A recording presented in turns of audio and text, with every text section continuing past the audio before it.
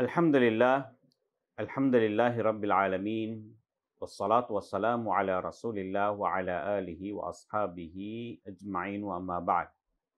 Assalamualaikum warahmatullahi ta'ala wabarakatuh. Mga kapatid sa pananampalatayang Islam, ito pong paksang ito ay karugtong lamang ng tinatalakay natin patungkol sa mga dakilang katangian ni Prophet Muhammad sallallahu alaihi wasallam. Ang kabanatang ito ay patungkol po ito sa pamamaraan ng pagkain, paano kumain ang sugo ni Allah sallallahu alaihi wasallam. Naiulat sa isang hadith na anna Nabiyya sallallahu alaihi wasallam kana yal'aqu asabi'ahu thalathan.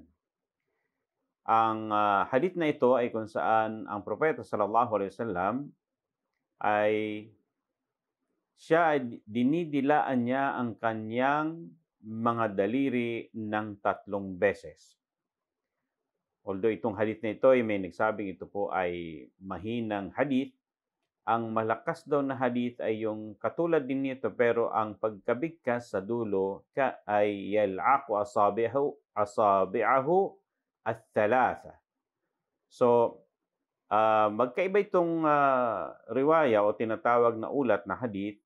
Itong isa, ang meaning niya ay kung saan dinidila, pagkatapos kumain ng propeta sallallahu alaihi wasallam, dinidilaan niya ang kanyang mga daliri ng 3 beses. Sa isang riwaya na kung saan itong matibay, ay dinidilaan ng propeta, pagkatapos kumain ng propeta sallallahu alaihi wasallam, dinidilaan niya yung kanyang 3 daliri. Okay? So yung unang riwaya which is sinasabi nilang mahinang hadith ay dinidilaan ng propeta, pagkatapos ng kumain, dinidilaan niya ang kanyang mga daliri ng 3 beses. Sa matibay na ulat, ayon sa mga scholar, ang pagkasabi ng ulat sa hadith ay dinidilaan ng propeta sallallahu alaihi wasallam ang kanyang 3 daliri. Okay? Pagkatapos niyang kumain. So, yung una ay sinabi ng iba na ito ay mahina ang hadith, ngunit ang pangalawang hadith na tinalakay natin, yung dinidilaan ni Prophet Muhammad sallallahu alaihi wasallam ang kanyang 3 daliri pagkatapos niyang kumain. So, ano yung mga daliring yun, mga kapatid? Sabi nila, yung unang-una, yan yung hinlalaki, hintuturo, saka hinlalato, o yung mahaba sa ating daliri. Kasi ito yung palaging ginagamit sa tinatawag ng mga pagkain na hindi kinakailangan ng maraming mga daliri tulad ng tinapay, khubz. At ito yung paraan ng propeta sallallahu alaihi wasallam. So inuuna niyang dilaan itong tinatawag na hinlalato, then yung hintuturo, tapos yung hinlalaki. Okay. So yan yung isa sa mga pamamaraan na sunnang naiulat patungkol sa paraan ng pagkain o ilan sa mga paraan ng pagkain ni Prophet Muhammad sallallahu alaihi wasallam. Okay? Sa isang hadith naman din ni Anas bin Malik, ganoon din po ang pagkaulat. Ida akala ta'aman, ang propeta sallallahu alaihi wasallam kapag kumain ng pagkain, la'ika asabi'ahu at-thalath. Okay?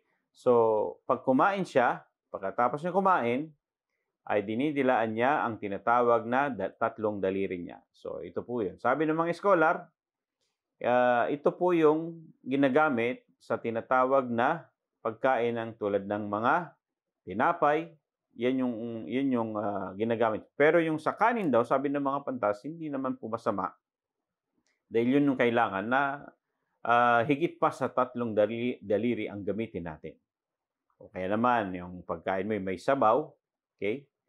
Diba? So, kung ano yung pangailangan, wala pong problema yon. Lahat po yon ay okay. So, yung 3 daliring yan ay may matibay na hadith na inulat patungkol sa pagkain ni Prophet Muhammad sallallahu alaihi wasallam.